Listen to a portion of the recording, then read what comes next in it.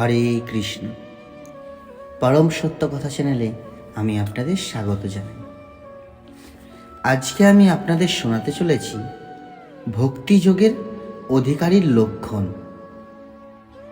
পূর্ণরূপে ভগবদ্ভক্তি পরায়ণ মহাত্মার সঙ্গের প্রভাবে কারো শ্রীকৃষ্ণের প্রতি কিঞ্চিত রুচি উন্মেষ হতে পারে, কিন্তু সেই সঙ্গে আরও সকাম কর্ম ও জড় ইন্দ্রিয় সুখ ভোগের প্রতি আসক্তি থাকলে বিভিন্ন রকমের তপশ্চর্যা ও ত্যাগের প্রতি তার অনাসক্তি দেখা দেয়।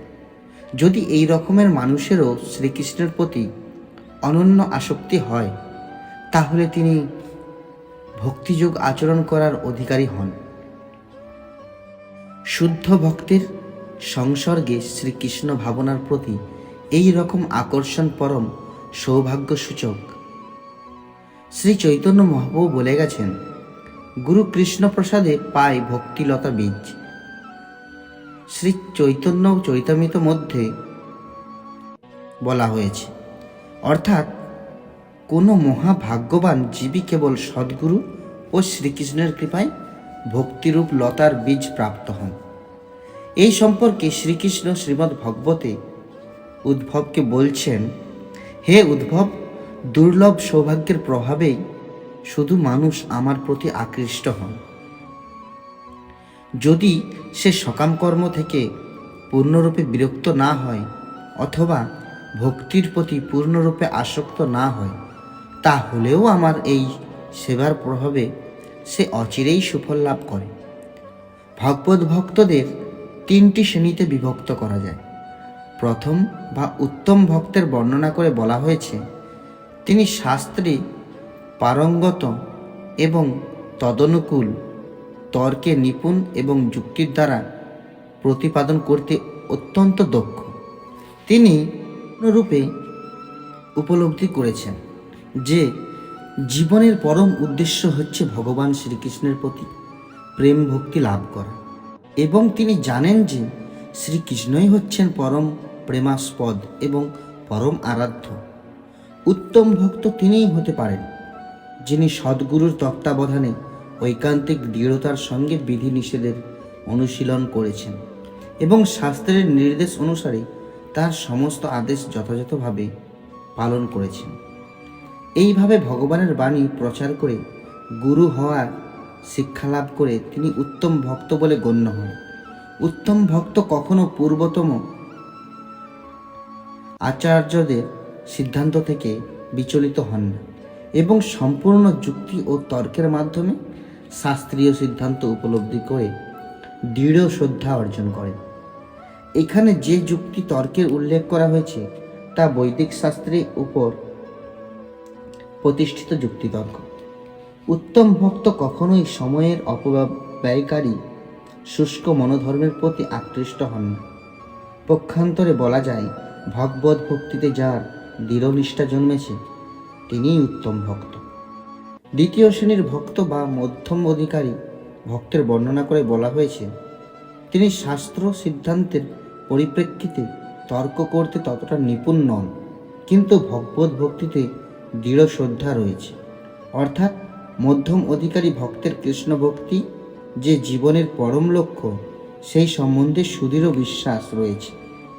তিনি কখনো কখনো শাস্ত্রের যুক্তি ও সিদ্ধান্তের মাধ্যমে বিরোধী পক্ষকে পরাজিত করতে অসমর্থ হতে পারেন, কিন্তু তা হলেও পরমেশ্বর ভগবান শ্রীকৃষ্ণকে সেবা করাই যে জীবনের পরম লক্ষ্য, সেই সম্বন্ধে তার মনে কোনো সংশয়ের উদয় হয় না।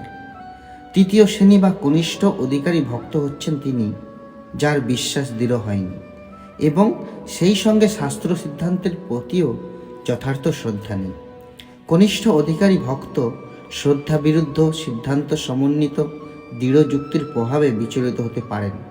মধ্যম ভক্তের মতো তিনিও শাস্ত্রীয় সিদ্ধান্ত প্রতিষ্ঠা করার জন্য তর্ক করতে এবং প্রমাণ করতে পারেন না, কিন্তু মধ্যম অধিকারী ভক্তের মতো অবিচলিত শ্রদ্ধা তার নেই। তাই তাকে কনিষ্ঠ অধিকারী ভক্ত বলা হয়। কনিষ্ঠ অধিকারী ভক্ত সম্বন্ধে আরও বিশদ বিবরণ ভগবদ্গীতায় রয়েছে। সেখানে বর্ণনা করা হয়েছে যে আর্ত, অর্থার্থী, জিজ্ঞাসু এবং জ্ঞানী, এই 4 ধরনের মানুষ তাদের ইন্দ্রিয় তৃপ্তির জন্য ভগবত ভক্তি আচরণ করতে শুরু করেন এবং ভগবতমুখী হন। তিনি কোনো মন্দিরে গিয়ে ভগবানের কাছে কষ্ট নিবারণ, অর্থপ্রাপ্তি অথবা জিজ্ঞাসা নিবৃত্তির জন্য প্রার্থনা করেন। শুধুমাত্র ভগবানের মহিমা সম্বন্ধে অবগত জ্ঞানও কনিষ্ঠ শ্রেণীর অন্তর্ভুক্ত। কিন্তু শুদ্ধ ভক্তের সঙ্গ করার ফলে তারা মধ্যম অথবা উত্তম ভক্তে পরিণত হতে পারেন। মহারাজ ধ্রুব কনিষ্ঠ ভক্তের অন্যতম উদাহরণ। তিনি তার পিতার রাজ্য লাভ করতে ইচ্ছা করেন এবং সেই উদ্দেশ্য সাধন করার জন্য ভক্তিযোগে প্রবৃত্ত হন। কিন্তু অবশেষে পূর্ণরূপে শুদ্ধ হওয়ার পর তিনি ভগবানের কাছে কোনো লৌকিক বর প্রার্থনা করতে অস্বীকার করেন। তেমনি সংকটের সময় গজেন্দ্র আত্মরক্ষা করার জন্য ভগবানকে ডাকেন। অবশেষে তিনিও শুদ্ধ ভক্তে পরিণত হন। সনক, সনন্দ, সনাতন ও সনত কুমার, এই 4 কুমারেরাও জ্ঞানী সন্তপুরুষ ছিলেন, কিন্তু তারাও ভক্তির প্রতি আকৃষ্ট হন।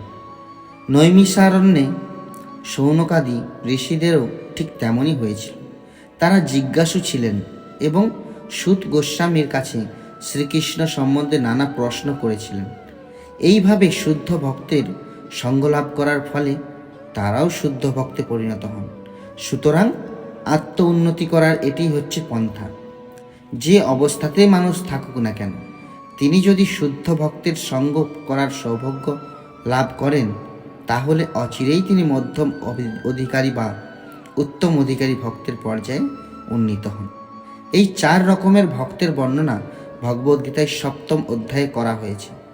এদের সকলকেই পুণ্যাত্মা বলা হয়েছে।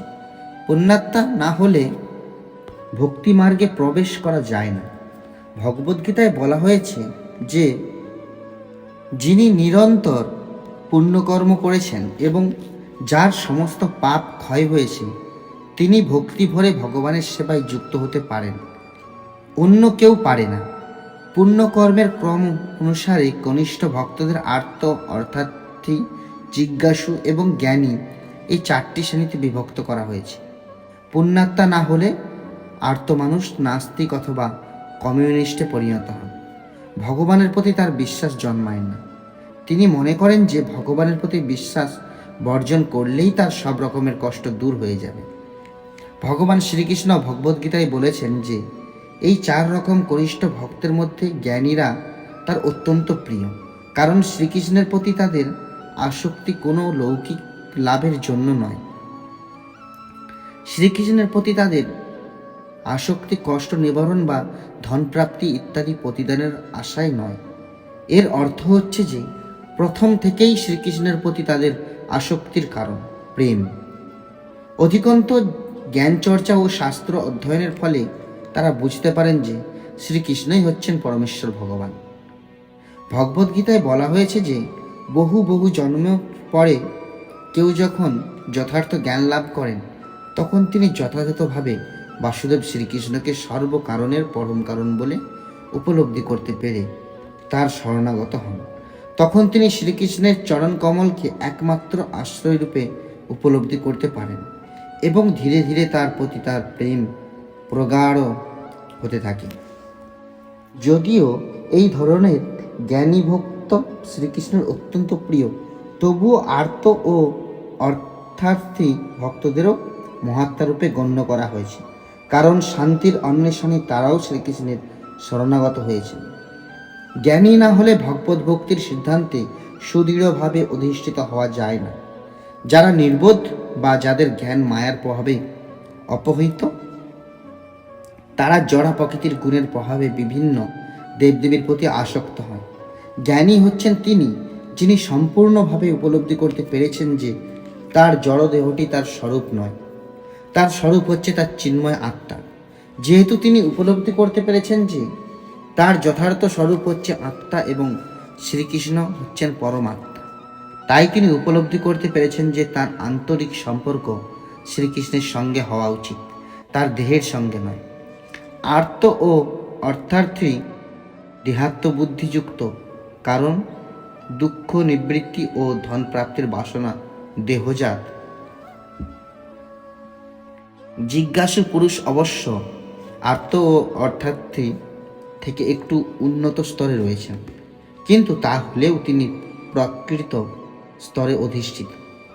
কিন্তু শ্রীকৃষ্ণে অনন্য ভক্তির অভিলাষী জ্ঞানী পূর্ণরূপে জানেন যে তিনি হচ্ছেন ব্রহ্ম এবং শ্রীকৃষ্ণ হচ্ছেন পরব্রহ্ম। তিনি এটিও জানেন যে আত্মা অধীন ও অনুসদৃশ্য হওয়ার ফলে তার কর্তব্য হচ্ছে সর্বদাই অত্যন্ত পরমাত্মা শ্রীকৃষ্ণের সঙ্গে যুক্ত থাকা। শ্রীকৃষ্ণের সঙ্গে এটিই হচ্ছে জ্ঞানীর সম্পর্ক। এর থেকে এই সিদ্ধান্তে উপনীত হওয়া যায় যে দেহাত্মবুদ্ধি থেকে মুক্ত পুরুষই শুদ্ধ ভক্তিযোগের অধিকারী। ভগবদ্গীতায় প্রতিপন্ন হয়েছে যে ব্রহ্মভূত অবস্থায় অধিষ্ঠিত হয়ে যখন কোনো ব্যক্তি প্রসন্ন হন এবং সব রকমের প্রাকৃত উদ্বেগ থেকে মুক্ত হন, তখনই তিনি ভক্তিযোগে প্রবেশ করার অধিকারী হন। পূর্বে উল্লেখ করা হয়েছে আনন্দের অনুভূতি তিন প্রকারের: জড় আনন্দ, ব্রহ্মানন্দ ও ভগবত ভক্তির আনন্দ। যতক্ষণ পর্যন্ত প্রাকৃত বাসনা থাকে ততক্ষণ ভগবত ভক্তির উদয় হয় না এবং ভক্তিপ্রসূত আনন্দ উপভোগ করা যায় না। বিষয় ভোগের বাসনা ও ব্রহ্মে লীন হয়ে যাওয়ার বাসনা উভয়ই প্রাকৃত। ভগবানের সঙ্গ ও ভগবানের সঙ্গে প্রেমের বিনিময়ে যে দিব্য আনন্দ অনুভূত হয় তার মহিমা নির্বিশেষবাদীরা জানে না। তাই ভগবানের সঙ্গে এক হয়ে যাওয়ার হচ্ছে তাদের পরম প্রাপ্তি। এই বিচার বিষয় বাসনারই সূক্ষ্মরূপ। প্রাকৃত জগতে প্রতিটি মানুষই সর্বোত্তম বা সর্বপ্রধান হবার চেষ্টা করেছে। দেহাত্মবুদ্ধির ফলে সে তার জাতি, সমাজ ও তার দেশের মধ্যে সর্বশ্রেষ্ঠ হওয়ার প্রচেষ্টায় মগ্ন থাকে। সর্বশ্রেষ্ঠ হওয়ার এই অভিলাষ যখন অনন্ত পর্যন্ত প্রসারিত হয়, তখন সে সর্বশ্রেষ্ঠ সর্বোত্তম ভগবানের সঙ্গে এক হয়ে যেতে চায় বা ভগবান হতে চায়। এটিই হচ্ছে ইন্দ্রিয় তৃপ্তির সূক্ষ্ম প্রকাশ। কিন্তু যথার্থ আত্মপ্রকাশ হচ্ছে নিজের প্রকৃত স্বরূপ সম্বন্ধে অবগত হওয়া, যার ফলে মানুষ উপলব্ধি করতে পারে যে প্রেমময়ী ভগবত সেবায় যুক্ত হওয়াই জীবনের পরম উদ্দেশ্য। জীব অনুসদৃশ্য এবং কোনো অবস্থাতেই যে সে ভগবান হতে পারবে না, সেটি সকলেরই জানা উচিত। সুতরাং যে মানুষ বৈষয়িক বা আধ্যাত্মিক স্তরে মহৎ থেকে মহত্তর হয়ে ইন্দ্রিয় সুখভোগের বাসনা করে, সে কখনোই ভগবত ভক্তির মধুর রস আস্বাদন করতে পারে না। শ্রীল রূপ গোস্বামী তাই ভক্তি অর্থাৎ জড় সুখভোগ এবং মুক্তি অর্থাৎ জড় ভোগ ত্যাগের বাসনাকে পিশাচি ভর করার সঙ্গে তুলনা করেছেন। দুটিই ক্লেশদায়ক। ভক্তির অর্থ হচ্ছে জড় সুখভোগ এবং মুক্তির অর্থ হচ্ছে জড় জাগতিক ক্লেশ থেকে মুক্ত হওয়া এবং ভগবানের সঙ্গে এক হয়ে যাওয়া। এই বাসনাগুলিকে ভূতে পাওয়া বা পিশাচি ভর করার সঙ্গে তুলনা করা হয়েছে, কারণ যতক্ষণ পর্যন্ত বিষয় সুখ অথবা ব্রহ্মে লীন হয়ে যাওয়ার বাসনা থাকে ততক্ষণ পর্যন্ত ভগবত ভক্তির দিব্য আনন্দ আস্বাদন করা যায় না। শুদ্ধ ভক্ত কখনোই মুক্তির আকাঙ্ক্ষা করেন না। শ্রী চৈতন্য মহাপ্রভু শ্রীকৃষ্ণের কাছে প্রার্থনা করেছেন, হে নন্দকুমার, অসীম ঐশ্বর্য, অসংখ্য অনুগামী ও অপূর্ব সুন্দরী স্ত্রী, এই বিষয় সুখগুলির কোনটি আমি চাই না। এমনকি ভববন্ধন থেকে মুক্ত হতেও আমি চাই না। আমার একমাত্র কামনা হচ্ছে জন্ম জন্মান্তরে যেন তোমার শ্রীপাদ পদ্মে আমার অনন্য ভক্তি থাকে। এই আমার একমাত্র প্রার্থনা। শুদ্ধ ভক্তের চিত্ত ভগবানের নাম, রূপ, গুণ, লীলা, ধাম ইত্যাদি মহিমা কীর্তনে এতই আকৃষ্ট থাকে যে তিনি মুক্তি লাভের কোনো রকম আকাঙ্ক্ষা করেন। শ্রী বিল্বমঙ্গল ঠাকুর বলেছেন, হে প্রাণপ্রিয় প্রভু, আমি যখন ভক্তি ভরে তোমার সেবায় যুক্ত হই তখন সর্বত্রই আমি তোমাকে দর্শন করতে পারি, আর মুক্তি তখন করজোড়ে আমার দরজার সামনে দাঁড়িয়ে আমার সেবা করার সুযোগের প্রতীক্ষা করে। তাই শুদ্ধ ভক্তের কাছে মুক্তি বা ব্রহ্ম সাযুজ্য মহত্বপূর্ণ নয়। এই সম্পর্কে শ্রীমদ্ ভগবতে ভগবান কপিলদেব তার মাতা দেবহূতিকে উপদেশ দিয়েছেন, হে মাতা, আমার শুদ্ধ ভক্ত আমার বিভিন্ন রূপ, আমার মধুর্যমণ্ডিত মুখমণ্ডল ও আমার অবয়ব দর্শন করে মুগ্ধ হন। আমার হাস্য, আমার ক্রীড়া, আমার কটাক্ষ তাদের কাছে এত মধুর বলে মনে হয় যে তাদের চিত্ত সর্বদাই আমার ভাবনায় মগ্ন থাকে এবং তাদের জীবন সম্পূর্ণভাবে আমার চরণে অর্পণ করে। যদিও তারা কোনো রকম মোক্ষ সুখ বা প্রাকৃত সুখ কামনা করে না, কিন্তু তবুও আমি তাদের আমার পরম ধামে আমার পার্শ্বদত্ত দান করি।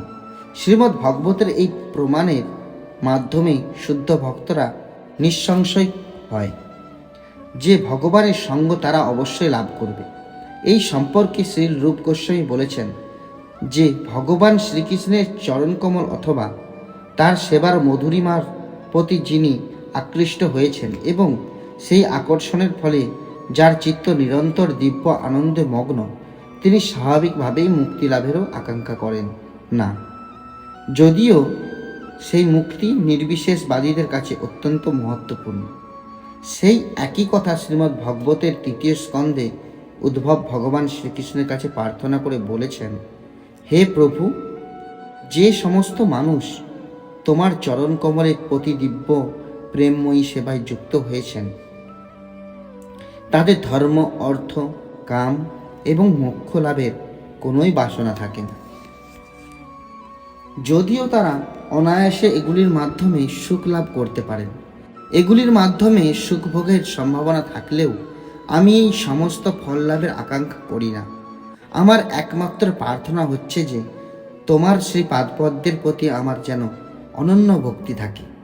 শ্রীমদ্ ভাগবতের 3য় স্কন্ধে আরেকটি শ্লোকেও ভগবান কপিলদেব বলেছেন, হে মাতা, আমার সেবা করার ফলে যে সমস্ত ভক্তের হৃদয় দিব্য আনন্দে মগ্ন, তারা আমার জন্য সব কিছু করতে প্রস্তুত থাকে।